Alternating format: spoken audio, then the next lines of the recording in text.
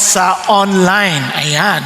Praise God po sa hapon na ito at tayo po ay naksama-samang malayang sumasamba ho sa Panginoong Diyos.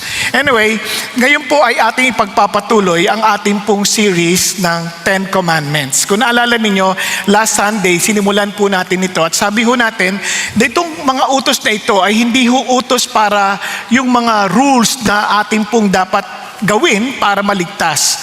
Ito ay binigay dahil niligtas niya na ho yung mga tao. At ito ay para ganapin at ganun din buuin lalo at ma-enjoy natin yung pong laya na binigay niya ho sa atin. Kung kaya't ang gusto niyang mangyari ay lalong tumibay yung ating relationships. Kaya itong utos na to is not just for us to be guided doon sa mga gagawin, but for us to enjoy our relationship with Him and also other relationship, especially relationship with others. Kaya nung sinamaray si Jesus, itong utos na to, ano sabi niya? Love God with all of your heart, with all of your soul, with all of your might. Then love your neighbor as you love yourself. So maintindihan nyo kaagad na it's more on relationship. Kaya pag ito ay inaral natin at natutunan natin at tayo ay naging mapaghusga lalo sa ating kapwa at lagi nating pinupuna yung kanilang mga mali, malibasa natin. Okay ba yan? Kaya dapat lalo tayo nagiging mapagmahal sa Diyos at nagiging mapagmahal sa isa't isa. Makikita rin yan maging sa loob ng ating mga pamilya. Okay? Pakisabi mo sa tabi mo, ikaw ba ay lalong lumalago sa pag-ibig sa Diyos? Di ba? Okay, good. Now, kaya naman, sa ating pong pag-aaral, tingnan po natin to. As we come to know the Lord through His commandments, di ba? Through His commandments, nagkakaroon tayo ng tamang pananaw tungkol sa Kanya at tamang tugon. At yan ang tawag natin ay worship. Tingnan nyo, our proper response to who God is and what He has done and what He continues to do. Now, kung talagang kilala natin si God at alam natin kung sino siya, kasi sa utos pa lang niyang sinasabi, dito pa lang sa kanyang pinakikita na kagad kung sino siya. Di ba? Pinakikita na kagad. Isipin niyo lang ulit konting mabilis na review lang. Ano bang sabi ng Lord sa Exodus chapter 20? Samahan niyo po ako kung sakali may dala kayong Bible. Ano sabi ganon? Ayan, sorry. Ayan, sabi dito, then God spoke all these words saying, I am the Lord your God who brought you out of the land of Egypt, out of the house of slavery. No, introduction pa lang, ang linaw na kaagad. Sabi niya, I am the Lord your God. No, kung babasahin niyo yung Exodus 19, makikita niyo na kaagad kung paano yung senaryo nung binigay ito. Kung may Bible po kayo, kasi hindi ko na nilagay sa slide. Pag nakita nyo yun, talagang magugulat kayo. May dala ba kayong Bible? Sige, tingnan natin para naman ganahan kayo ng konti. Babasahin ko na lang din kasi para sama-sama nating makita. Okay lang sa inyo? O, samahan nyo ako sa Exodus 19. Siyempre, bago yung 20, 19 muna, di ba? Tama ba? Makakakumali ako eh. Buti na yung sigurado tayo. No. Tingnan nyo, simulan nyo sa verse 18 ha. Makakatuwa yung senaryo ho dito. Dito pa lang makita nyo anong klaseng Diyos siya. Kasi gusto ko maintindihan natin ito ng mabuti para makita. Sabi niya, now Mount Sinai was all in smoke. Punong-puno ng usok. O, imagine niyo bundok, balot na balot ng usok. Bakit? Kasi the Lord descended upon it. Napansin niyo, bumaba siya doon at may apoy. O, nai-imagine nyo na. So, apoy, tapos ito pa. And its smoke ascended like the smoke of furnace, and the whole mountain quaked violently. Wow, may lindol pa. Nai-imagine nyo, may apoy na, may lindol pa. Kung tayo nandoon, palagay ko, hindi kayo makakatulog. Ano to? Grabe, lindol, parang gumagalaw pa yung bundok. Sabi niya, at biglang, when the sound of the trumpet grew louder, yan and louder, palakas ng palakas, na-imagine, di ba? Nakakatakot, di ba? Biglang nagising kayo, Hindi, ganun talaga yun eh. Kasi, palakas ng palakas yun eh. But sana, sabi, louder and louder, parang Nakakatakot to. Ngayon, siyempre, tingnan nyo ha, and the Lord came down on Mount Sinai to the top of the mountain. Kaya sabi niya, ang warning niya, then the Lord spoke to Moses, go down, warn the people so that they do not break through to the Lord to gaze, and many of them perish. Kasi may mga ilan, minsan kahit anong peligro nakikita na nila, nag-o-osi pa rin yung osisor ba? Pumunta pa rin para sumilip. Yun, patay. Isipin nyo, may mga namamatay, nakitan lang namamatay. Kung tayong ordinaryong tao, kakabahan tayo. Lumilindol na, umuusok pa, may apoy pa, tapos meron pang maingay na trumpeta na palakas ng palakas. Doon pa lang alam mo na, wow, this is not an ordinary God. Naintindihan niyo po? Ito is super powerful. Kaya takot na takot sila, then He began to speak. Ayan na yun. Then God spoke all these words saying, imagine, I am the Lord. That is my personal name. It was a name revealed by God Himself. Kanino? To us, His object. Kumbaga, pwede naman niya tayong sirain at any moment. He can do anything He wants to every one of us. Kahit sino sa atin, kaya niyang gawin yon. Pero pinili niyang makipagtipanan sa atin na parang kasal. Naunawaan? Kaya ito ay parang pinapakita niya. Kaya ang Diyos, yung ating relationship with God as a church is the bride of Christ. Ang hangad niya ay yung relasyon na yun ay parang relasyong mag-asawa. Kaya nga ang buhay mag-asawa, kaya kung gaano kahalaga yan sa Diyos, ay dahil yan ay larawan ng ugnayan ng Diyos sa kanyang iglesia. Are you following? Kaya makikita niya sa Ephesians chapter 5, verse 30 and 31. It is in reference to Christ and the church. Nung dinidiscuss niya yung tungkol sa husband and wife, yun na sabi niya, it is in reference. No? Bakit ganon? Kasi kaya nga, tandaan nyo to ha, si Satan will do everything diabolically possible to destroy relationships, especially marriages. Bakit? Kasi nga, masisira yung larawan ng ugnayan ni Kristo sa iglesia. Kaya tatandaan ninyo ha, kung kayo may asawa, lagi niyong pipiliin ang ayusin at hindi ang sirain. O, sino mag-asawa dito? O, kausapin mo, huwag mong sisirain ha, huwag natin sirain ang relationship natin ha. Hindi to tungkol sa atin, tungkol kay Jesus to. Kapag sinira mo, demonyo ka. Hindi kasi yun ang layunin ng demonyo eh. Naintindihan? Now, kung kayo naman po ay magiging dahilan ng kasiraan ng pamilya ng iba, ay huwag ka rin papayag na magtawag sa'y demonyo. Naintindihan natin? Now, balik tayo rito. This is something crucial. Kasabi ni Lord, you shall have no other gods. Hindi niya sinasabing maraming Diyos, kaya sabi niya, pero wala na dapat iba pang Diyos sa iyo, kundi ako lamang. Kasi nga, we have all the propensity to worship something because we are, whether we like it or not, lahat tayo sumasamba. Kaya nga maraming tao, wala naman silang nakikitang Diyos, biglang sumasamba sa araw, sumasamba sa puno, sumasamba kung saan-saan, di ba?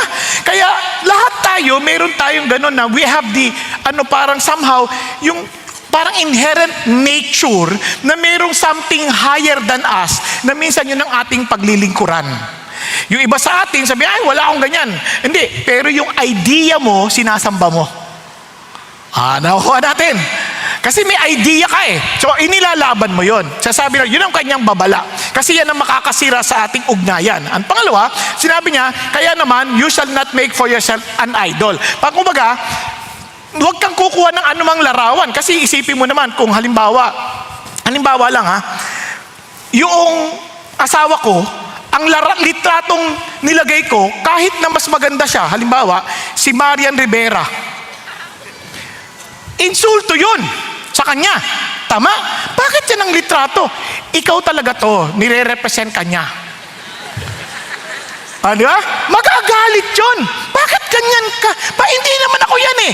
And that is exactly the point. Kasabi ni Lord, I don't want you to make any idols to represent me. Kasi it's an insult. Are you following? It's an insult. Kaya hindi ka rin pwede mag-isip ng kahit ano, no, to create an idol in your heart. Kaya we need to put God first. Anong first? Even in the way we handle our finances, in the way we handle our interest, in the way we handle our relationships, in the way we handle our schedule, and our troubles. Kumbaga, kung may na-trouble tayo, sino una nating tinatakbuhan? Hindi pagka mayroong trouble, parang natatakot ka sa multo, tatawagin mo ang Ghostbuster. Hindi yon. Dapat takbo agad kay God. Naunawaan? Takbo agad kay God. Yun ay isang bagay na gustong paunawa sa atin ng Panginoon Diyos. And ang lupit nito kasi, bakit? Tingnan nyo, kung gaano kaseryoso siya, sabi niya, you shall not worship them or serve them, for I, the Lord your God, am a jealous God, visiting the iniquity of the fathers and the children of the third and fourth generation of those who hate me. Can you imagine? In your mind, because I love you, Lord, but I need something visible or something tangible. Kasi hindi ka nakikita eh. Pero sabi ni Lord, if you do that, galit ka sa akin. And the effect to the third and fourth generation, hindi dahil sa paparusahan ko sila, kundi they will be affected by your unfaithfulness. Kaya naman, sabi ni Lord, pero kung tapat ka naman sa akin, thousands to those who love me and keep my commandments. So in response to the goodness of God, kasi nga jealous God siya, ayaw niya ikaw mapunta sa iba dahil aabusuhin ka lang nila. Because anything else, any other gods, will never satisfy what we truly need in life. Walang makakasapat. Tao, hindi tayo masasapatan. Kaya nga, kung mga dalagat binata, kung hindi kayo masaya na mag-isang kasama si God, kahit magpakasal kayo, hindi pa rin kayo magiging masaya. Kailangan maging masaya kayo sa Diyos, at dahil doon, ibabahagi mo yung saya mo sa ibang tao. Kaya marami nagpakasal, lalong nalungkot. Kasi malungkot siyang nagpakasal, isang malungkot, at isa pang malungkot, pinagsama mo, lungkot na lungkot. Di ba? Ngayon, kung ikaw ay masaya, isinama mo isa pang masaya, ang saya-saya. Ganun lang naman yan eh. Kaya yun ang susi sa buhay. Kaya ito, balik tayo rito. Kaya importante ho ito. Ngayon, knowing that God desires what is best for us, ang hangad niya ay lagi po yung pinakamabuti sa atin, yun ang totoong pagsamba. Whether then you eat or drink, and whatever you do, ano gagawin? Do all for the glory of God. So, titingnan natin ngayon, paano ba yan sa totoong buhay? So, God continued His commandments. Yung sa ikatlo at ikaapat, yun ang ating titignan. Itong sabi niya, basahin natin. You shall not take the name of the Lord your God in vain, for the Lord will not leave him unpunished who takes His name in vain. And remember the Sabbath day to keep it holy. Kaya sa ating talakayin ngayong hapon, pinamagatang worship God, honor His name, honor His Sabbath day. Now, let me just begin with a simple question. Ano bang nire-represent ng pangalan mo? Kunyari, ano po ang pangalan ninyo nga? Baby. Ano nire-represent niyan? Baby. Yung totoo niyong pangalan, what does it represent? Di ba? Kasi alam nyo, ang pangalan ay napakahalaga sa atin. Kasi it represents what? Our reputation. Tama? It represents our identity. It represents our history. Kasi yung pangalan na, kaya isipin nyo, kung gaano ka-importante yung pangalan, maiisip mo agad yung tao. Pag inaisip nyo halimbawa, narinig yung pangalang Jose Rizal, ano naisip nyo? Yun ang naming bayani. Di ba? Kaya, pagka naisip yung pangalan, kaya kung sakali naman marinig na yung pangalan mo, ano kayang tapasok sa isip nila? Kunyari, naikwento lang, kilala mo ba si Paul? Si Paul! Nakapaw! Nakaw! Huwag mo na babanggitin yung pangalan na yan. O di ba? Parang, narinig mo na ba si Renato? Naku po. Please! Huwag mong babanggitin yan. Di ba? Sakit sa loob yun. Pero pag sinabi mo, nakilala mo na si Don Tupas. Ay, oo! Malupit yun. Malupit yun. Iba dating nun. Di ba? Nakuha natin, mayroon kasing nakaakibat na reputasyon, identity at kasaysayan sa pangalan. Kaya iniingatan natin ang ating pangalan. Tama? Now, may ito pa ako isang tanong sa inyo. Bakit importante? Kasi we represent the Lord. Remember, we represent the Lord. Kaya nga, you shall not use the name of the Lord in vain because we represent the Lord. Now, ito naman. Now, ano talaga ang inaasahan mo sa buhay? What are you really depending on to live? Saan ka talaga umaasa? Lahat tayo laging may inaasahan sa buhay. Di ba? Kaya ho ang pagsamba, kaya ako tinanong ito, kasi hindi lang ho sa pagsasalita natin, hindi lang sa ating pag-awit, it is how we live and what we trust. Kung ano yung ating papantay na bubuhay at ano yung ating pinagtitiwalaan. Naunawaan? Sa lahat ng bagay, ipinapahayag natin yan. Kaya simulan natin. Honor His name. Balikan natin, honor His name. Ibig sabihin ng honor, ganito, para mas madali natin makita. Halimbawa, ito pong, meron ho kayong t-shirt na suot-suot. Pero nakasando kayo sa loob. Nakita nyo ang paborito ninyong artista. Tapos, nakita nyo, pinapirmahan nyo yung t-shirt. Ay, naku, pakipirma, autograph. Pinirmahan naman. Yung t-shirt na yan, tiyak ko, hindi na siya magiging ordinaryong t-shirt. Hindi mo na yan basta lalaban, baka ikwadro mo pa yan. Tama? Kasi nakalagay doon, may pirma yan ng paborito ko. Nilagay mo yun. Tapos ilalagay mo sa kwadra yan. Inangat mo yan sa lahat ng iyong mga t-shirts. Yan ang ibig sabihin ng honor. You put that name above all other names. Kasi yan ay pagbibigay galang sa Kanya. Kaya sabi ni Lord, you shall not take the name of the Lord your God in vain. For the Lord will not leave him unpunished who takes His name in vain. Isa-isahin natin. The name of the Lord. It represents His character, His authority, and His presence. Tama? At alam niyo ba, because it represents His character, kitang-kita mo kung anong klaseng Diyos siya. Kaya sabi niya, the Lord, L-O-R-D in capital. I am the same yesterday, today, and forever because I'm self-sufficient. Parang I am always present. Yun ang idea niya. Kaya kasi Yahweh, I am always present. Di ba?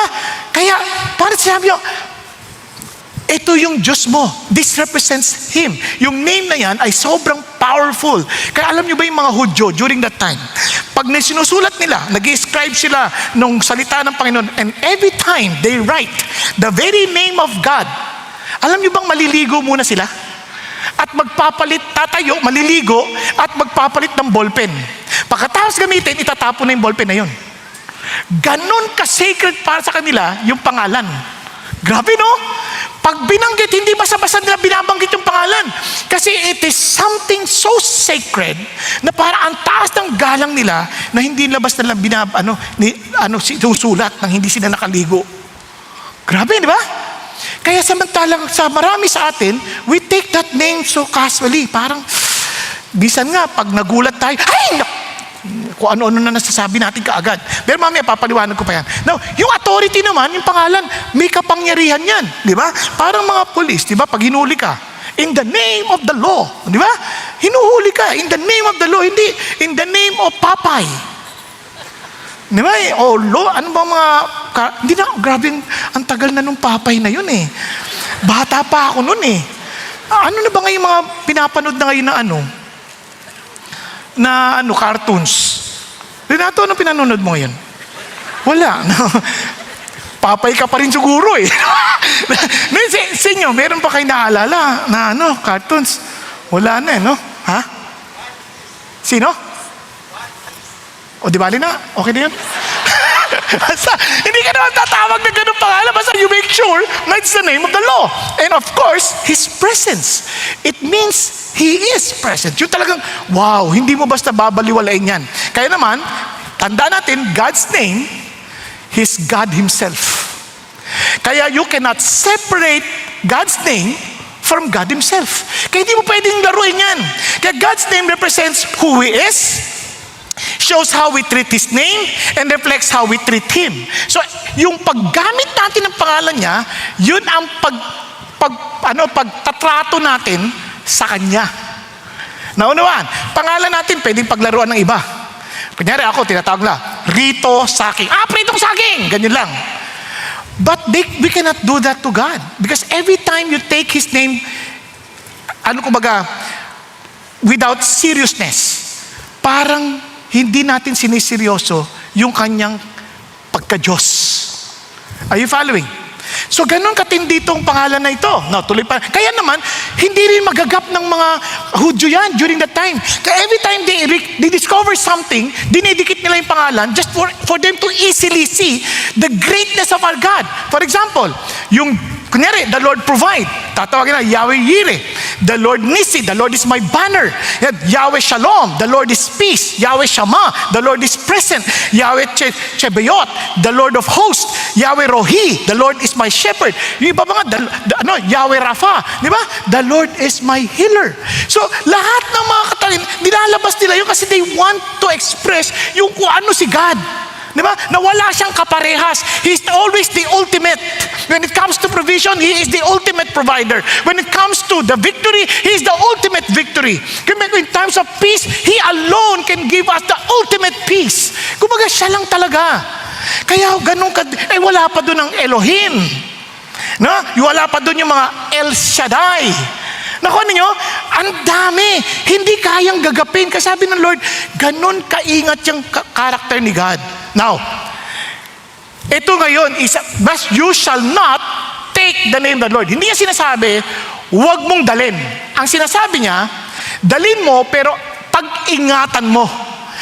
Imagine, He is entrusting His name to us. Parang sinasabi niya, okay, you carry my name. Big time ka, parang, kunyari pag ikaw ay halimbawa lang, sa mga iba, na kaibigan halimbawa, isang mataas sa pinuno ng pamahalaan. Sabihin, hinuli. Kaibigan po si General so-and-so. Di ba? Medyo yung iba, ganun ba? Nag-iiba. Biro mo, ipinagkatiwala yung pangalan na yun. Sabi nyo, huwag mo sisirain yung pangalan na yan, ha? Kumbaga, kung pinakasalan ka, itong apelido na to, ingatan mo to. Kayo ba sisirain niyo yung apelido ng asawa ninyo? Sabi niya, hindi ho, siya ho naninira Hindi, ang punto natin, granting na lahat is maayos. Ayaw mong sirain ang pangalan. Lalo kung ang pangalan yan, medyo dekampanilyang pangalan. Tama ba? Andyan pa kayo? Kaya tinan nyo, pag nasira na, ang hirap na, di ba? Ang hirap na. Kaya ganun yung ibig sabihin na parang, wag mong basta gagamitin yan na ikasisira. Nakuha, kaya ganun kahalaga ang pangalan. Now, ang sabi ng Lord, yung take, you carry that. Kaya ito ang sinasabi ng Lord. Ulitin ko hindi lamang to take it, parang not to take it, but to take it with care. Paano yun? Dala-dala mo yan. Ibig sabihin, God has given you that powerful name. Grabe, kung dala mo yan, nagagamit mo ba ng tama? Tingnan nyo, sabi ng Lord, give thanks to the Lord. Call upon His name. Grabe, make known His deeds amongst the peoples. Ano sinasabi ng Lord? Yung pangalan na yan, pero namamblema ka. Ang dami mong problema, ang dami mong ino-worry. Ayan ang pangalan ko. I-withdraw mo yung kailangan mo.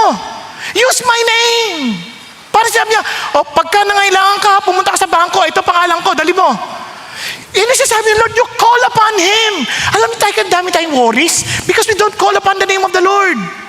We are always dependent on our own name. No, we come to God because we know that His name is powerful. Amen po. Kaya people were clamoring after Him. Bakit?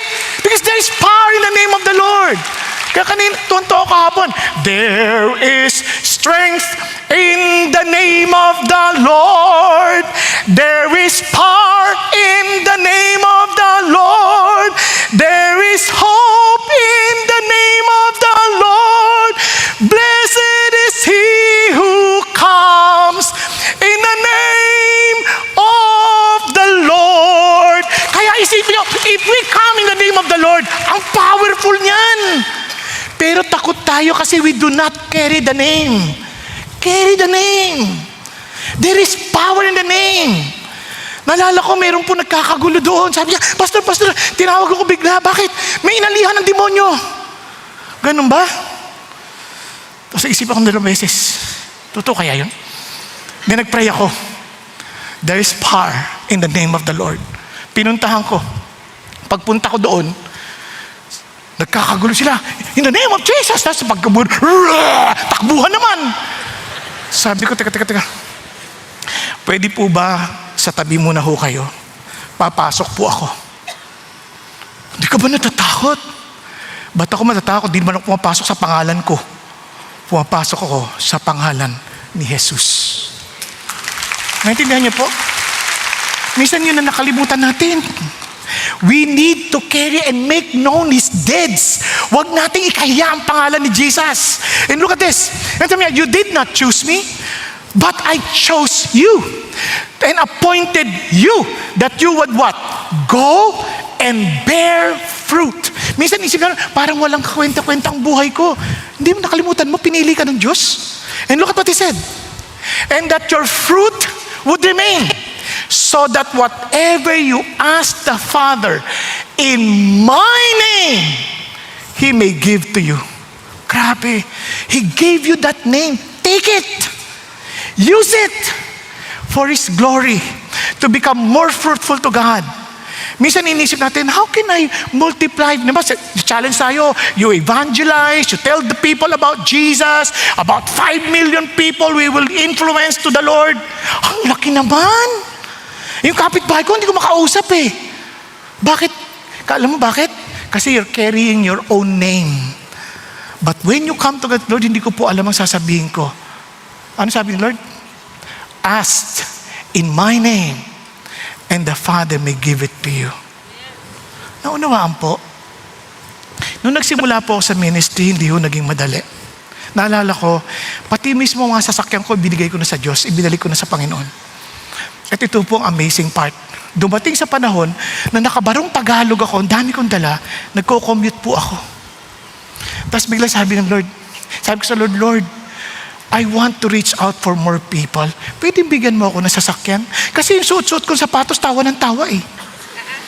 Tawa siyang tawa, naglalakad ako, tawa ng tawa dyan. Tumahimik ka nga. Eh sabi ng Lord, ay alam niyo ang bait ng Diyos, binigyan niya ako ng pagong Volkswagen. Naintindihan? And eventually, as the Lord allows me to minister for more people, binibigyan niya lagi ako ng magagamit ko para sa kanyang kalawalatian. There was a time, manghihiram ako ng libro sa mga meron. Ayaw ko pahiramin. Iniyak ko sa Diyos, Lord, tulungan mo ako. Gusto ko po mag-aral. Gusto ko po talagang matuto. Gusto ko magpakadalubhasa sa ginagawa ko para madala ko yung mga tao sa iyong katotohanan. Nung binigyan ako ng Diyos ang libro, tinitest ko yung kain muna. Pero ngayon, tinan nyo, ang laki-laki ko na. Bakit? The Lord provides. Because there is a name who called me. Naintindihan niyo po ibig sabihin?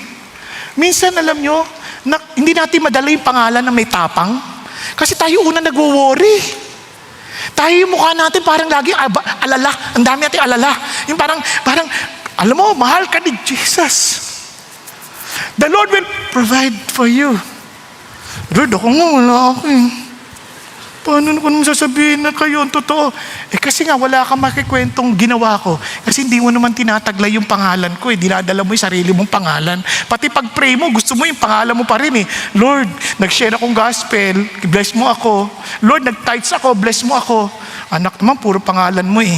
Hindi ka naman pupunta sa akin sa nagawa mo eh. Pupunta ka sa akin dahil sa ginawa ko para sa'yo. Andyan pa kayo? Hello? Naunawaan po? Alam niyo, yan ang malaking problema ng minsan ng mga tao. They thought that God deals with us based on our goodness. He deals with us based on the goodness of His Son, Jesus Christ. Carry His name. Take His name. Huwag niyong sayangin. Huwag niyong sayangin. Kaya naman, bakit? Why does God want us to proclaim His name? Because there is no other name that brings salvation to mankind. Sabi nga, there is salvation in no one else. There is no other name under heaven that has been given among men by which we must be saved. Wala nang iba. Kaya napaka-importante yung pangalan na yan. Dalhin natin. Huwag natin ikahiya sa classmate natin. Huwag natin ikahiya sa ating mga kapitbahay. Huwag natin ikahiya sa ating mga kaopisina. Huwag natin ikahiya. Kasi may pangalan. Kasi hindi ako mabuting tao Palagay mo, hindi ka kayang baguhin ni Panginoon Jesucristo sa kapangyarihan ng kanyang pangalan? Pag-isipan niyo mabuti. Hello? Huwag natin siyang ikahiya because there is power in His name. And look at this. Because His name is Jesus, for He will save His people from their sins. And paano kung tanggihan nila? Don't worry, because for this reason also, God highly exalted Him and bestowed on Him the name which is above every name, so that the name of Jesus, every knee will bow of those who are in heaven and on earth. Lahat yan lulukod kay Jesus. Pati yung mga nasa impyerno, luluhod sila. Bakit? And that every tongue will confess that Jesus Christ is Lord, to the glory of God the Father. Grabe, no? Ganun ang kapangyarihan ng ating Panginoon. Pakisabi sa katabi mo, there is power in the name of Jesus. Take it! Tingnan nyo, wala kayong ka-power. Huwag kayong mag-alala, luluhod din ka isang araw. There is power. Yung iba naman, ganyan lang. Alam nyo, hindi nyo kilala yung pangalan Pag kilala nyo yung pangalan, hindi kayo matatakot. Naunawaan? Kaya sinasabi ko na sa inyo, this is not about being religious. It is knowing what the name we carry, the power of the name we carry. Kaya tingnan nyo si John Bunyan, sinabihan siya, stop preaching about Jesus and you will be free. And alam nyo, he refused. He chose to be imprisoned for 12 years instead of silence. And because to him, the name of Jesus was not optional. It was everything to him. Talaga bang si Jesus, yung pangalan na yan ay lahat-lahat para sa'yo? Pakikalabit mo yung katabi mo, talaga bang si Jesus lahat-lahat para sa'yo? Di ba? Kung siyang lahat-lahat para sa'yo, hindi ko sinabi na pag bumoto ka at mamimili ka, isusulat mo Jesus. Hindi ganon. Ang sinasabi ko lang, that every time you decide because of the name you carry.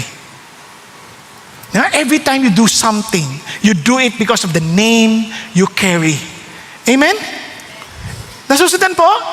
We bring and we take the name of the Lord. Now, if God's name has weight in your life, you will not treat it casually and you will not keep it silent. Tama? So, balikan natin ulit.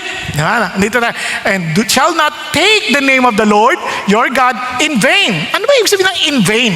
Ang ibig sabihin ng in vain is empty, weightless, without meaning. Yung parang walang dating, walang bigat. Yan. Parang to take the name of God, sabi ni James Stoker, is to use it without reality. Parang pag in vain, parang walang katotohanan. Yeah? Parang sinasabi mo yung pangalan pero walang katotohanan. Parang alam mo yung 7 sons of Sceva? Nalala niyo yun? Sabi niya, in the name of Jesus whom Paul preached, di ba? Sabi ng mga demonyo tuloy, I know Paul, I know Jesus, but who are you? Di ba? Walang dating, walang kapangyarihan, kaya inatake sila. Kaya minsan ganun tayo Parang dala-dala natin pangalan ni Jesus pero walang dating, walang power. Di ba? Parang pa-Christian lang tayo. Ulit, hindi kayo ito ibang service. Pero, parang walang reality ba? Parang, kaya ang ayaw ng Lord, yung parang religious lang tayo. Katulad ng bansang Pilipinas. Di ba, ang lungkot? Kasi we call ourselves the only Christian country in the Far East. Parang walang dating. Kasi isa tayo sa pinakakurap na bayan. Pag-isipan ninyo. Noong 1997, if I'm not mistaken, naglabas ng aklat, When America Told the Truth. Sabi niya, America has no future. Kasi 7 out of 10 Americans began to cheat sa exams. Sabi ko, umiyak talaga ako, nabasa ko yun. Sabi ko, Lord, kami sa 10 estudyante, 11 nagongopya. kasama teacher. Di ba? Pag-isipan niyo mabuti. Tapos paano na yun kung sila 7, wala nang pag-asa? Paano pa kami? Kaya umaasa kayo na magbabago yung bayan. Hanggat hindi totoo si Jesus sa atin, walang aasahan sa atin. Kasi kung dala natin yung pangalan at totoo, masipag tayo para sa Diyos eh. Tama ba? Tingnan niyo ng katabi niyo, tinutulugan lang, pinag-uusapan natin si Jesus. Halimbawa lang. Just to show us we have no respect for the Lord. Kasi kung tayo yun, at noong panahon namin, yung tinatag na CAT, yung Citizen Army Training, di ba? Yung ROTC, nakatayo kami kahit hirap na hirap, nakiinit-init. Di ba? Dala-dala yung baril namin kunwari. Tapos pasa mo siya dahil sa presidente. Ayan na. Di ba? Diretso. Tayo, Diyos, may likha ng langit at lupa. Tutulugan lang natin. May habang may sinasabi, so hindi tayo seryoso. We do not really care what his instructions, his instructions are. We don't really care if there's something that we need to do. Kasi we don't really care. Sa isip lang natin, parang okay lang yan. Bahala siya sa buhay niya. Ganun lang yan eh. Pero sa totoo lang, hindi ako takot sa ganyang bagay. Alam mo bakit? Hindi naman akong mapapanis eh. Sabi ng Lord, He will punish those who take His name in vain. Lahat tayo haharap sa Diyos. Mami, papaliwanag sa paano ginagawa ng Diyos yun. Pero magugulat kayo. Hindi nakakalimot si God. Kaya nga, whenever we use God's name insignificantly, we are calling Him insignificant. Hindi siya ganun kahalaga. Kaya nga, do not take my name in vain. Nasasabi lang, in other words, do not treat me as meaningless. Huwag niyo akong tratuhin na parang wala akong halaga. Naunawaan? Hello? Pakigising niyo yung katabi niyo ulit. Pakigising niyo, huwag ko kayo matakot. In the name of Jesus, gumising ka mo. Hindi totoo, huwag ka matulog. Kung gusto matulog, uwi ka na lang. Huwag dito. Pasensya na kayo, medyo mabigat ang aking pagsasalita kasi I don't want to take His name in vain. As a servant of the Lord, I don't want Him to be meaningless. Kaya nga paano ba natin ginagawa? Using God's name to insult. Ini-insulto natin ang ibang tao in the name of God. Minumura natin in the name of God. Di ba? May mga saltang God, ganyan. Dinudugtungan natin ng condemnation.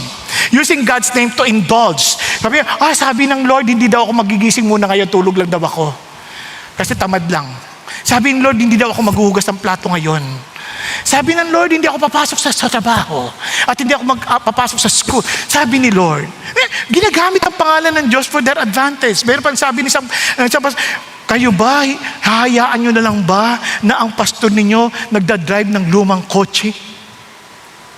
Huh? Ginagamit natin ang pangalan ng Diyos. Using God's name to intimidate. Parang nakikipag-usap sa akin si God. Kaya sinasabi ni God, pautangin mo daw ako. Ganon. Maraming lumalapit sa akin, Pastor, sabi ni God, ikaw daw ang gagamitin niya. Talaga? Ba't hindi niya sinabi sa akin? Ano na magkakausapin ka? Hindi ako kinausap. Nakuha ninyo? Kaya marami ginagamit ang pangalan. In fact, among us, minsan we carry the name of the Lord and we trust each other, pero sino naglulukuhan? Tayo. Karamihan na nanloko sa akin, Christian. Because they carry the name of the Lord, baba lahat ang aking radar. Kaya sinasabi ko na sa inyo kaagad, huwag nyo na ibababa ang radar ninyo. Lagi na kayo nakataas. Bakit? Ang daming gumagamit ng pangalan ng Panginoon para sa pansariling kapakanan. Kaya using to impress. Parang sinasabi, wow, too close to God. And using God's name impulsively. Wow, parang walang pag-iisip. Kaya mga ganong salita na parang hindi iniisip talaga si God. You see, friends, we don't just misuse God's name with our lips, we misuse it with our lives. Look at what He said. They profess to know God, but by their deeds, they deny Him. You see, God's name is not just a word.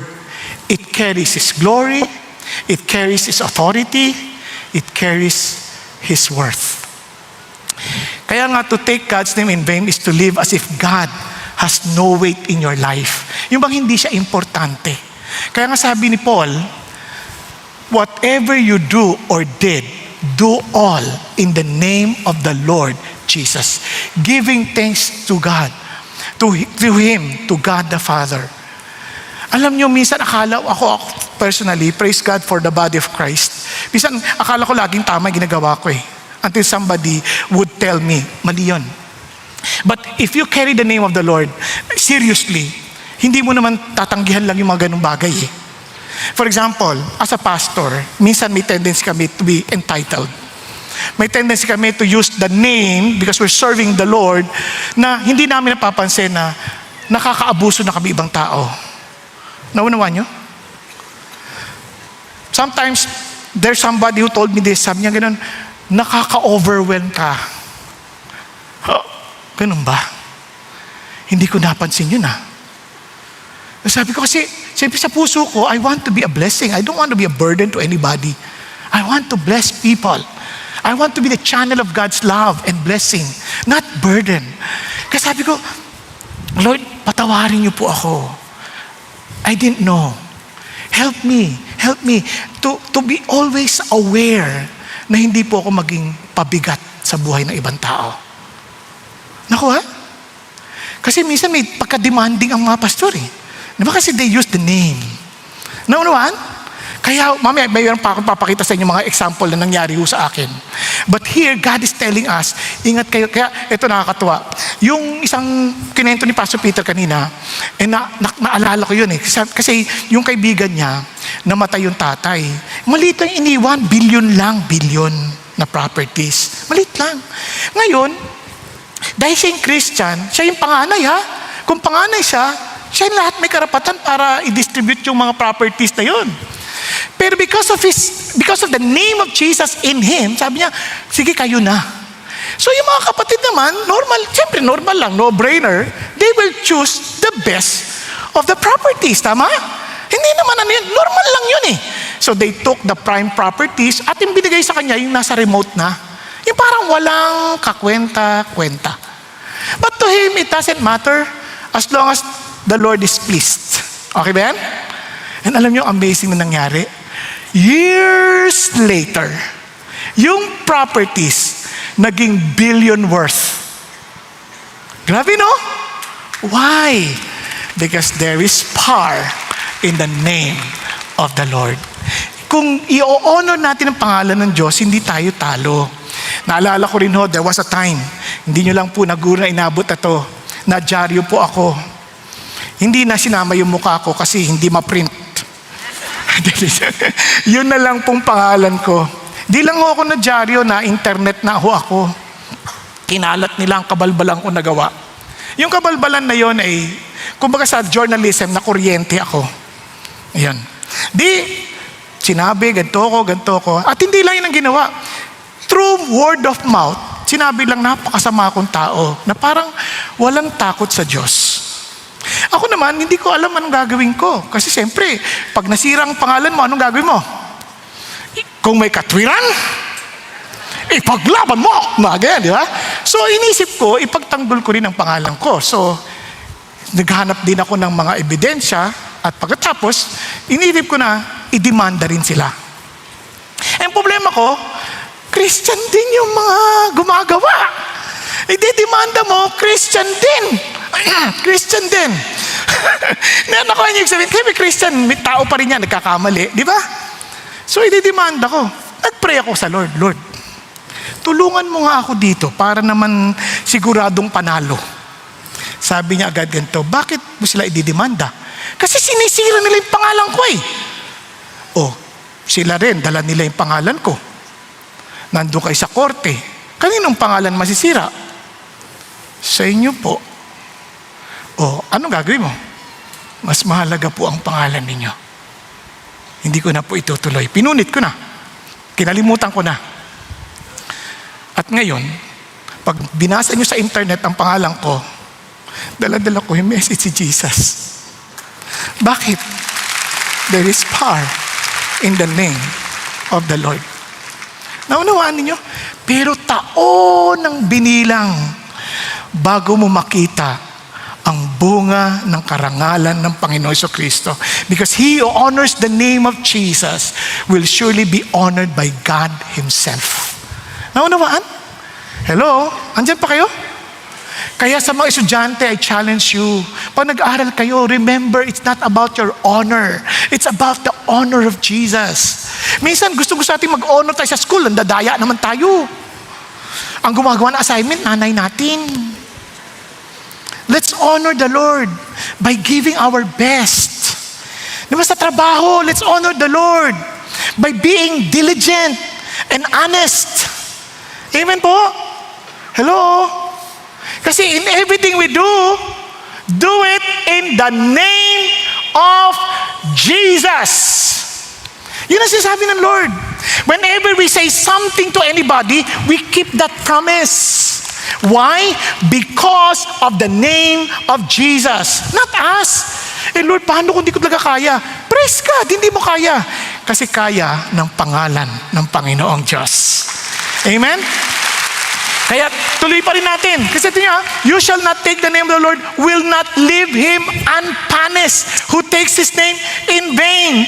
Amazing. You see, God is not cruel, but because God is holy, sabi niya, His name is not ordinary. It should not be taken without weight, without seriousness. Kasi sabi ng Lord, may kaparusahan talaga eh. No, alam niyo pa, ito may papakita. Nangyari to sa akin. Bago akong pastor, dala-dala ko, yung hindi naman, medyo meron nang nagagawa ko, kaya may sasakyan na rin ako during that time. Yung sasakyan ko, tamang-tama, bibilang ko ng bagong radyo. Di ba? O di, pumunta ako sa tindahan sa may gawing Banawe. Nga?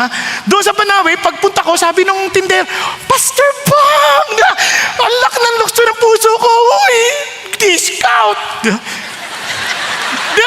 Ang sama ng puso, ng utak ko, utak swapang. Nakalimutan ko yung pangalan ni Jesus. Ang sabi ko, ito na. Di, talagang paulit-ulit ako, may discount, may discount, may discount. Yung saya ng tao, ulitin ko ako, dahil meron na akong kasalanan na nagagawang pinipilit ko yung tawad ng tawad, napaparanoid na ako ng konti. Bagamat yung tao, hindi ko maalam kung ano talagang lagan ng puso niya, yung tingin ko tuloy, parang yung saya niya nawala na. Naintindihan niyo? Dito na. Pag alis ko, sabi ng Lord, ba't ganun ka? Pastor ka pa naman, ba't ka tawad ng tawad? Di ba dapat binibless mo yung kapatid mo? Kaya ang tawag sa mga Christian, katipiran, hindi katapatiran eh. Ang sabi niya, i-bless mo sila. Lord, sorry po talaga. Ako nagpo-provide sa'yo, bakit hindi mo i-bless? Opo, Lord, sorry po.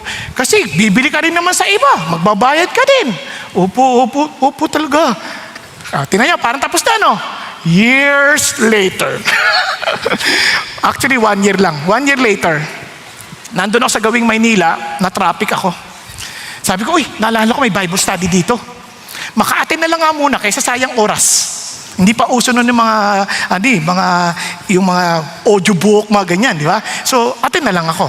Bumaba ako, umattend. Lo and behold, nandoon yung mama. Tapos, eto ngayon yung pastor, nakaupo, nagtuturo.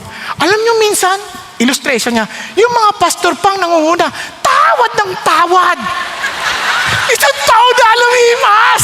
Tumihina ako ng tawad. Pero diniinan pa. Tapos, siyempre, paranoid ako. Naalala niyo, paranoid ako. Hindi necessarily nasa laman ng puso ng kapatid yon. Kaya lang, paranoid ako. Sabi niya, amen, amen. Ganun. Parang ang dating sa akin, pinatatamaan ako nito. Parang tuwan-tuwa pa siya. Hindi yun ang laman ng puso niya. Baka ma-misinterpret niyo. Ako lang yun. Kasi nga, paranoid ako. Tama? Tapos ang Bible study. Lumapit. Pastor! Naalala niyo ako? Saan nga tayo nakita? Nagsinungaling pa! Nakakahiya! No, ito na. Nakita kami ulit. Tumingin na talaga akong tawad. Patawarin niyo ako. Ang laki na kasalanan ko sa inyo. So, to make the long story short, naging kaibigan ko naman siya. Naging magkaibigan kami. No, alam niyo, nakakahiya man sabihin at kinikwento ko sa inyo. Pero ang Diyos hindi nakakalimot eh. Naunawaan? Paano pa ngayon, katulad sa Pilipinas? Bakit palagay niyo itong kahirapang nangyayari sa atin? Hindi dahil sa pagdala natin ng pangalan niya sa kahihiyan. The only Christian country in the Far East. Kita niyo yung mga kapitbahay natin, iniwan tayo ng milya-milya. 1950s, tayong pangalawa tayo sa pinakamayaman na bansa. Pero ngayon, laughing stock na tayo sa Asia. Yung Vietnam, may VinFast na. Tayo, yung pinagmalaki natin noon, Saraw. Hindi ko ni-insulto yung pangalan. Pahaba lang siya ng pahaba. Kasi nagbasada ako eh. Yung 3 naging 4 at 5 at ang dumadami kabayo. Nalala niya pa? Tapos humaba na yung pangalan ng gusto. Pati pangalan humaba na, Sara na raw. Bakit hindi tayo nagkaroon ng sasakyang sarili? Nag-aral ang mga kababayan natin sa Germany. Pinag-training ng pamahalaan. Ano nangyari? God will not leave anyone who takes His name lightly unpunished. And kahabagan tayo ng Diyos. And I pray na tayo pong lahat ay talagang magsisi. And I praise God. Hindi natapos ang kwento. We, in one way or another, we took the name of the Lord in vain. And you know what?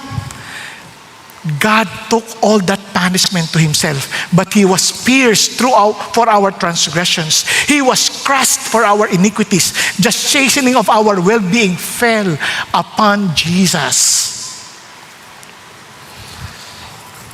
So what does it mean to honor His name?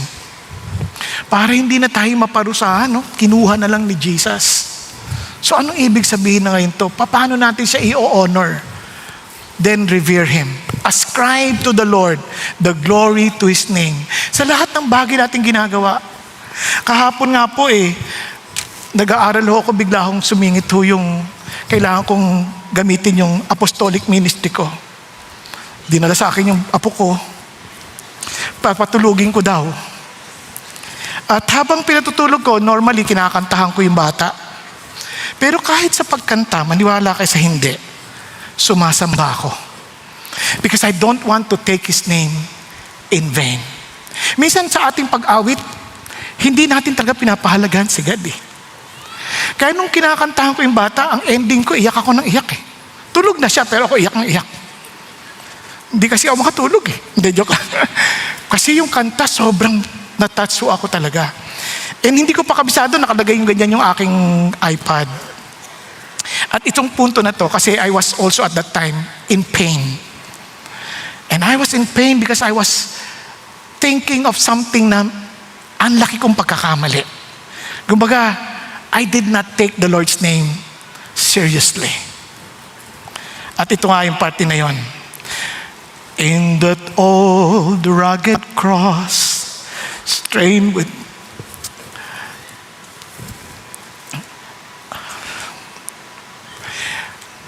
bigla ako naalala yung cross ni Jesus. Ito nga yun. Sabi niya, so I cherish the old rugged cross till my trophies at last I lay down. I will cling to the old rugged cross and exchange it someday for a crown. Sabi ko, Lord, titiisin ko na ho to, alang-alang sa pangalan ninyo. But I know one day, titiisin ko kasi mas matindi yung suffering mo para lang ako mapatawad sa aking mga paglapastangan sa pangalan mo. But one day, I will exchange this for a crown. Amen? Nasusundan po? Kaya never forget to ascribe to the Lord what is due Him and represent His name. Everyone who names the name of the Lord is to abstain from wickedness. Remember who you are. You are no longer Renato. You are now the representative of Jesus. You are no longer, ano pangalan ninyo? Lisa. You're no longer Lisa. You're now representative of Jesus. Forget about yourself. I've been crucified with Christ. It is no longer I who live, but Christ who lives in me. Amen? Kaya we need to rely on His name. Lord, hindi ko to kaya. I am weak. I cannot overcome this. I am weak, but you are strong. Kasi ikaw lang, kung I can trust you with my salvation, I can trust you with the small things in my life. Because your name has power. There is strength, there is power, and there is hope. You see, friends, worship is not only about how we represent God, but it's also about how we rely on Him. Kaya nga, honor His Sabbath day. Now, tingnan natin sandali. Remember the Sabbath day to keep it holy. Yun ang sabi ng Lord. Remember the Sabbath day to keep it holy. Set it apart. Make this day a very different day. Set this day as a special day. Yan ang sinasabi ng Lord. So anong ibig sabihin nun? When you say remember, it's not only to recall. It means to observe, to prioritize, to set apart. Talagang iiwalay mo yun. Di ba? Iiwalay mo talaga yun. Ang sabi ng Lord, so anong kailangan mo remember? That in that Sabbath day, you remember that there is a God who is the Lord of all, because He's the one instructing you to may take a Sabbath. Mamaya papaliwanag ko ano yung Sabbath. Then you have to remember that He is sovereign. He is all powerful. Because you will not take that Sabbath seriously if you don't know God who is sovereign. That He is the Lord of our time. That He is our ultimate provider. That God is good. God knows what and knows and wants what is best for us. And God wants us to trust and obey Him. Talaga, yes. Bakit ano ba dapat natin gawin sa Sabbath? Ito yung pinagagawa niya. 6 days, you shall labor and do all your work. You see, God wants us to work. Work is good. Work is a blessing from the Lord. If you don't work, you're not supposed to be eating. Tama? So, yun nasabi ng Diyos eh. But, sabi ng Lord, but after 6 days of work, ano sabi ng Lord?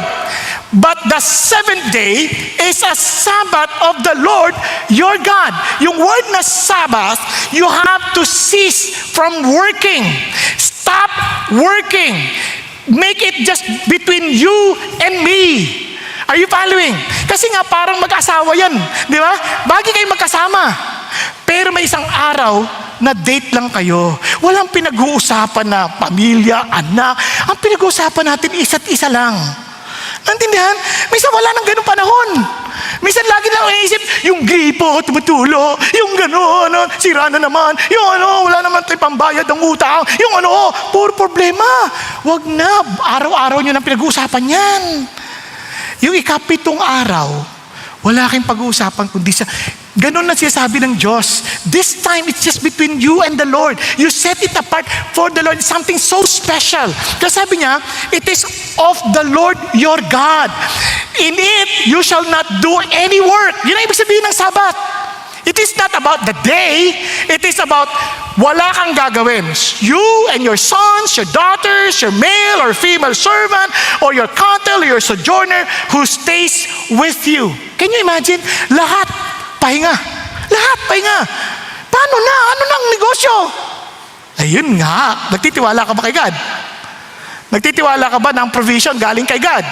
Kaya nung sinabi niya, huwag ka na hitigil trabaho, hindi sinasabing tapos na yung trabaho. Ang sinasabi niya, will you trust me on this? I want you to rest.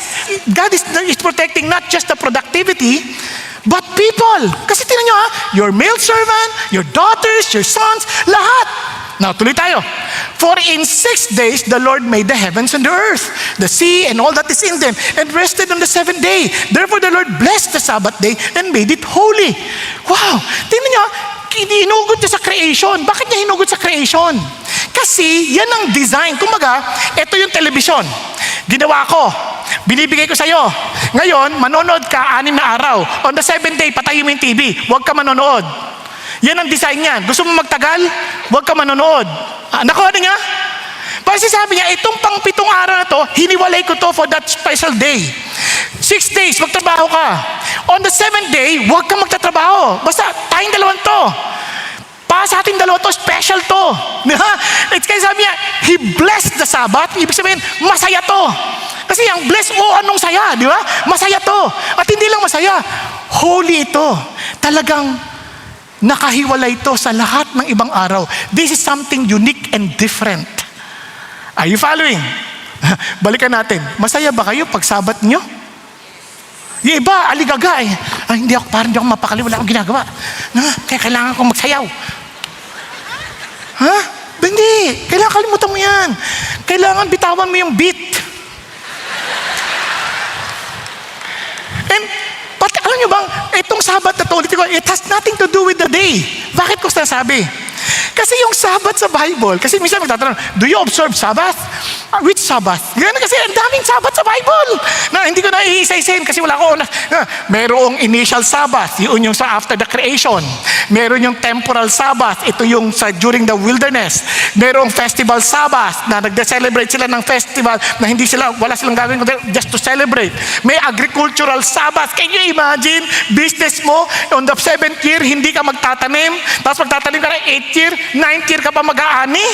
O paano yun? Kung hindi ka nagtitiwala sa kapangyarihan ng Diyos, hindi mo magagawa yan. Naunawan? Sabi niya, and may spiritual Sabbath, mababasa sa Hebrews. Merong millennial Sabbath na mangyayari in the future. May eternal Sabbath where we will find rest forever in the Lord. Kaya ang tawag sa death, sleep. Natutulog, pahinga. Nakuha? Bakit sinasabi ng Diyos sa atin? Now, sabi ng Lord, unang-una, Sabbath was made for whom? For us. And not man for the Sabbath. Why? Based on God's creation and design.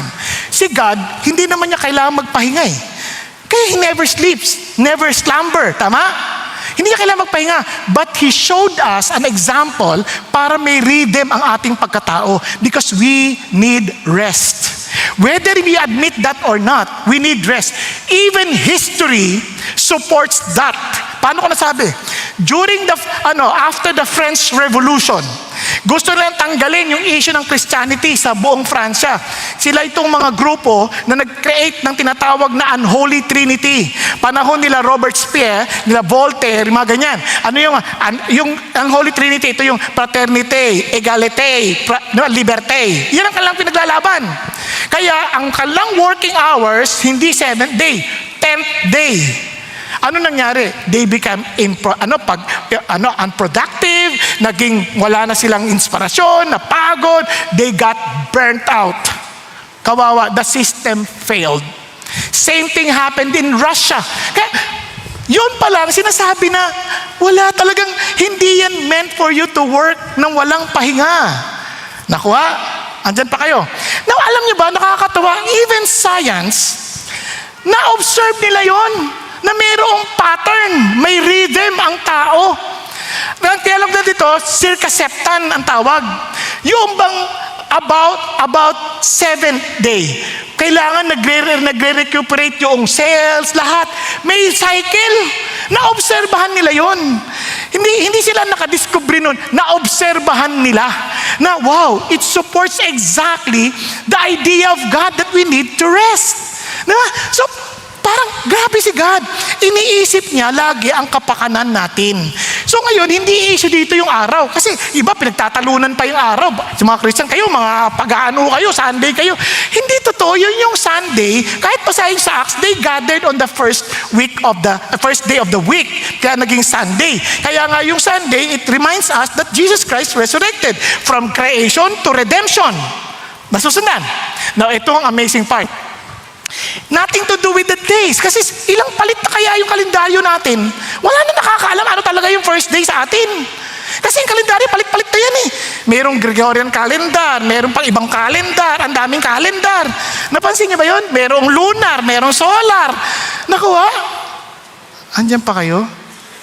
Di ba merong e-bike? Ang layo, no? Kasi ang dami ng palit. Now, bakit ko sinasabi? Kasi sabi ni Paul, hindi na issue yung araw. Tingnan mo, now accept the one who is weak in faith, but not in the purpose of passing judgment on his opinion. One person has faith that he may eat all things, but he who is weak eats vegetables only. Yan. Now, dinuktong niya. One person regards one day above another. Sabi, another regards every day alike. Each person must be fully convinced in his own mind. He who observes the day, observes it for the Lord. Ang sinasabi ni Paul, huwag na tayo mag-away-away tungkol sa araw. Na dapat ang pagsamba natin Sabado. Ang Sabat, cease to work. Hindi Sabado. Hindi yon. Ang ibig sabihin ng Sabat, cease to work. Saan nakuha yung Sabado? Tanong nyo sa Espanyol. Diba? Kasi ang ibig ko sabihin, hindi yun yung ibig sabihin dapat Sabado. Sabado sa mga Hudyo. Pero sa mga Muslim, sa Middle Eastern countries, Friday naman. Iba-iba, hindi pare-parehas. Kahit tayo, hindi tayo pare-parehas. Iba sa atin nagtatrabaho ng linggo. So, 6 day kayo mag-work, basta meron kayo isang araw. Pahinga, at ang focus natin kay God. Naunawaan? Andiyan pa kayo? Kasi hindi ho to yung bakasyon, ha? Iba yung bakasyon. Kasi pwede ka magbakasyon na hindi ka nagsasabat. Kasi Sabat is for the Lord. Andiyan pa kayo? Kaya iba sa atin, nandito na, linggo, hindi pa nagsasabat. Nagpunta rito para magtinda ng insurance.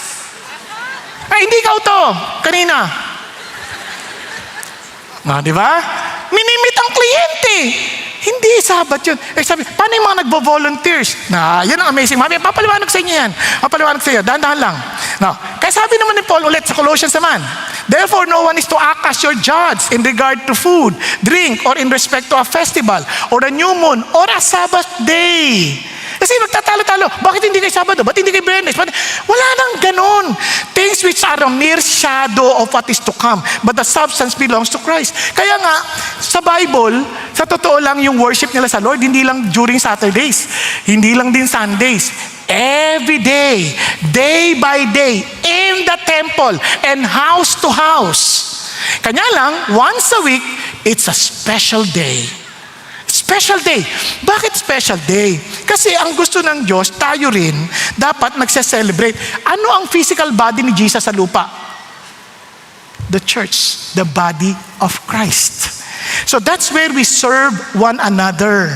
Kasi kaya nga ho, yung mga nagvo-volunteer, because that's their gift to the Lord. They want to serve the body. Pero they have time para to meditate on God. Pero kung nagsiserve ka, volunteer ka, just because of your name, para may significance, hindi ka nagsasabat. Nakuha? Andyan pa kayo. Nasusundan niyo ba? Hindi ko mo nagsilingkod sa Diyos, Sabat na agad, Hindi. Yung kalalagayan ng puso. Tandaan natin yung busyness is one of the greatest enemies of worship. Kaya iba sa atin nagwo-worship na text pa ng text Nagtitingin pa ng reels. Tapos bumibili sa Shopee or Lazada. Wag. Concentrate. Isipin mo, it's a day for the Lord. God gave us 6 days for ourselves. Ito nga isang araw lang, hindi pa i-concentrate sa Diyos. Nagmamadali pa tayo. Di ba? Ang lungkot naman. Kaya if we do not schedule worship, kaya remember, it's something intentional. Remember, something else will take its place. Prioritize private and corporate worship. Ba't natin nasabi? Kasi tinan nyo, pagdating ng worship with the corporate, saya-saya, I was glad when they said to me, let us go to the house of the Lord. May ganun pa ba tayong excitement? Di ba? Yung asa-serve tayo, praise God. Wala nang parking, nakakainis. Ang init-init, maglalakad tayo, galing po tayo sa McDonald's.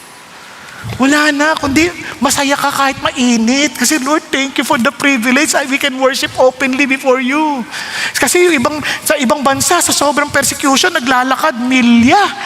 Mahabang-mahaba. Para lang makapag-worship with the body of Christ. Pag-isipan nyo tayo, we're so blessed. Yung iba nga nagre-reklamo pa, ang lamig naman dito. Di ba? Paglabas naman, ang init! Balik tayo sa service! Hindi ako makatulog sa bahay, sa service, madaling matulog, malamig. Di ba? Di bless tayo. Di ba?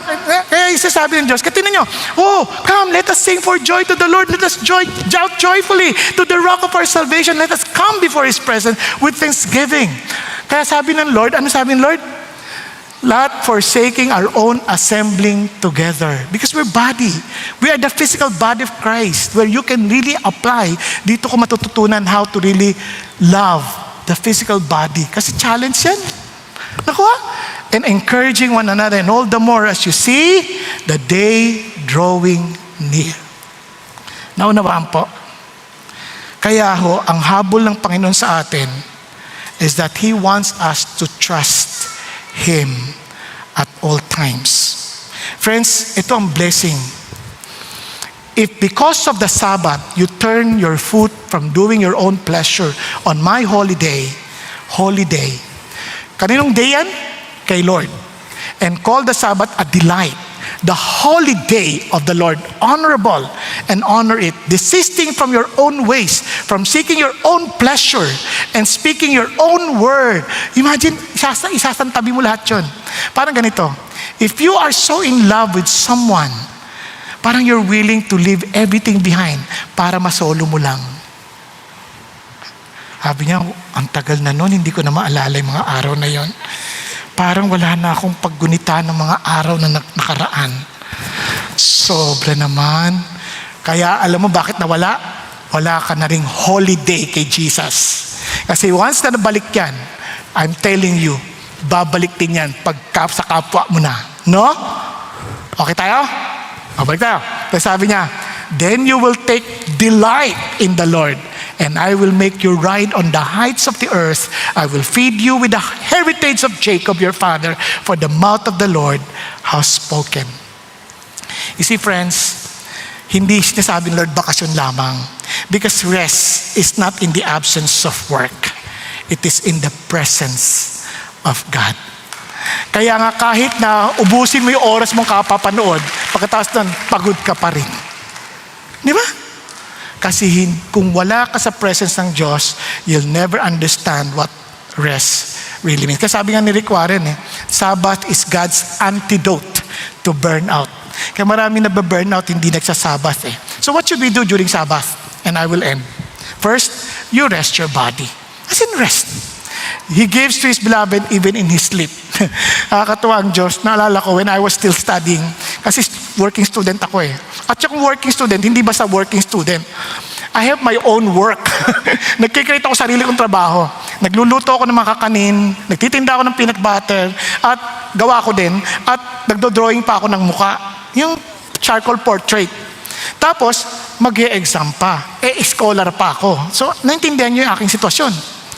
Yung mga classmates ko, competitive. Nag-o-order kung kailan exam. Diba? So, talagang kailangan kong gawin. Hindi ko pwedeng tanggihan kasi kung hindi, wala akong pera. So, minsan nagdo-drawing ako, tapos nagluluto, minsan nagdo para matika, ay, nako, problema ito, ganyan, di ba? Tapos, there was a time talagang sabi ko, hindi ko na kaya. Sabi ko, Lord, pagod na po ako, hindi na po ako makapag-aral, hindi na ako makakonsentrate. Anong gagawin ko? So, I prayed. Sabi ng Lord, tulog ka na. How did you know? It is in vain for you to rise up early and wake up late. For God gives to His beloved even in His sleep. Sarap, no? Tinog na ako. Aba, nanaginip ako. Yung teacher nagtuturo. Alam niyo kung ano nangyari? Yung tinuro niya sa panaginip, yun ang lumabas sa exam. Diba? Parang cheating, no? Hindi naman cheating kasi ibang value, pero parehong proseso. It's a review. And praise God, na perfect yung exam. Sabi pa nga nung teacher, ang talino mong bata ka. Di naman po. Pa-humble effect. Then you have to recharge your emotion. He restores my soul. Kasi yung emotion natin, minsan down na down Okay naman yung katawan, pero yung emotion parang bagsak Kaya nadadamay pati katawan. Tama? At ang pinakamayaga, you refocus your spirit. Come. Let us worship because we need to be connected to the power. Kumbaga lobat na Kailangan mo na isaksak. Kailangan kumonekta ka na sa banal na Diyos, sa banal na Espiritu ng Panginoon. Because if you don't come apart, you will come apart. Nagkakaintindihan? Because many people work all week, rest on Sunday, but never worship. So we turned a holiday to a holiday.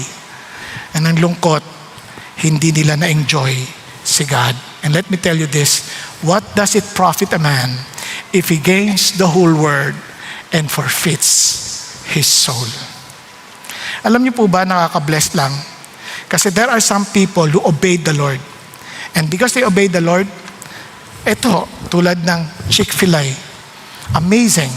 Doon po sa Amerika, kailangan pa na magpaalam sa mga mall na hindi sila magbubukas ng linggo, that people can have time to worship the Lord. Grabe, no? And look at them, they continued to thrive as a business. Hindi lang yun, pati ho yung Hobby Lobby. Sila, grabe silang supporter to the work of God. And nakakatuwa lang, they have 1,000 plus stores in the US. And they always close every Sunday. Even on a prime retail day.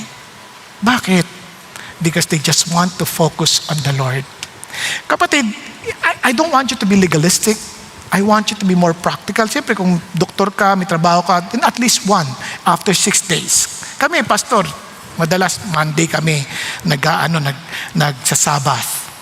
Pero alam niyo ho, hindi ko makalimutan yung kwento ni Pastor Peter kanini, yung kanyang anak, si Caroline. Grabe. Hindi nag-aaral, paglinggo, nagpapahinga lang. Sabi pa nga ni Pastor, bakit di ka nag-aaral? Mag-aaral ka. 10 days. Sabi niya, pangako ko sa Diyos yun that I will trust Him. Ayun, gumaduate lang naman na summa cum laude. Nakakainis. Ba't ganun? Yung iba aral na ng aral, di pa pumapasa. Because they trust themselves more than they trust God. Are you following? Because the issue of Sabbath is not Sabbath. It is the issue of who takes control. See, ang issue ng Sabbath, do you really trust the Lord? Kayo pagod na kayo, hindi nyo alam bakit ka napapagod. Ang sabi ni Jesus, lali ka. Learn from me, for I'm humble and meek. I don't trust myself, I trust my Father. Learn from me. And I will give you my yoke. Hindi ko sinasabi hindi ka na magtatrabaho, but I will give you the work that is exactly for you. And I will be your farmer. I'll take care of you. And you will find rest. Amen? Tayo pong lahat ay yumuko at pumikit sandali. Kapatid, you alone know your real condition in life. Ikaw lang nakakaalam. Ikaw lang din nakakaunawa kung anong totoo mong kalalagayan. Marahil, hindi mo maintindihan, Lord, ba't parang hindi ko alam, parang wala akong maliwanag na direksyon. O kaya naman, parang ang bigat ng aking balikat na hindi ko maintindihan. Lord, I need you. And God is telling you now, I'm inviting you to come. Trust me. Trust me first. As you come to me, learn to honor my name. And as you come to me, trust me fully that you may find rest. Don't do beyond what I gave you. My grace is sufficient for you, for the work I have entrusted for you to fulfill. Come. Baka naman kaya ka masyadong bagabag, takot, gulong-gulo. Baka hindi ka tuong nagtitiwala sa Diyos. Na parang akala mo ikaw ang may kontrol ng buhay. Si Lord ang may hawak, maging ng kinabukasan. And He wants you to fully trust Him by honoring His name and by spending time with Him. And God is telling you, come on, let's just enjoy a day together. Trust me. Kapatid, kung hindi ka totoong nagtitiwala sa Diyos at sarili mo pa rin, hindi mo maibigay sa Panginoon Diyos ang araw na para sa Kanya, be humble. Ask for forgiveness. Jesus Christ died for you that you will not suffer the consequences ng pag-aalipusta sa Kanyang pangalan in eternity. Bagamat may consequences sa lupa, but God will strengthen you by His grace. Pero, God first invites you to come. Kaya kung ikaw yung kinakausap ng Diyos, just raise your hand to the Lord. Lord, ako po yan. I want to carry your name, but Lord, hindi ko po nadadala with confidence. Kaya Lord, ako nagpapakumbaba ngayon. I want, Lord, to take your name seriously. Kung kapatid, yes, taas mo kamay mo. Huwag ka mahiya. It's between you and the Lord. Hallelujah. Thank you, Jesus. Thank you, Lord. Kayo sa mga sa balcony, sa upper balcony, sa mga nanonood online, I challenge you. Take God seriously. Don't play games with the Lord. He is serious with you. He gave His only Son for you. So be serious to Him also. Sa lahat na nagtaas ang kamay, sabi mo, Panginoong Diyos, patawarin po ninyo ako for taking your name in vain. Tulungan niyo po na ang puso ko ang punong-puno ng paggalang sa inyo. Dahil kayong Diyos na makapangyarihan. And yet, sa kadakilaan ninyo, nagpakumbaba kayo. Nakunin niyo ang anyo ng isang alipin at sumunod hanggang sa kamatayan sa Kalbaryo, sa krus ng Kalbaryo, upang kami mabigyan ng bagong buhay. Panginoong Hesus, patawarin niyo po kami. At lumalapit kami sa inyo ngayon. Tinatanggap ang imbitasyon mo to come. At Panginoon, salamat sa pangako ninyo that you will give us rest. Salamat sa pangako ninyo, Panginoon Diyos, that your yoke is easy and your burden is light. So Lord, I surrender my life to you. Take control of my schedule. Take control, Father God, of every decision I make. Let me give honor to your name and honor to your holy day, the Sabbath day.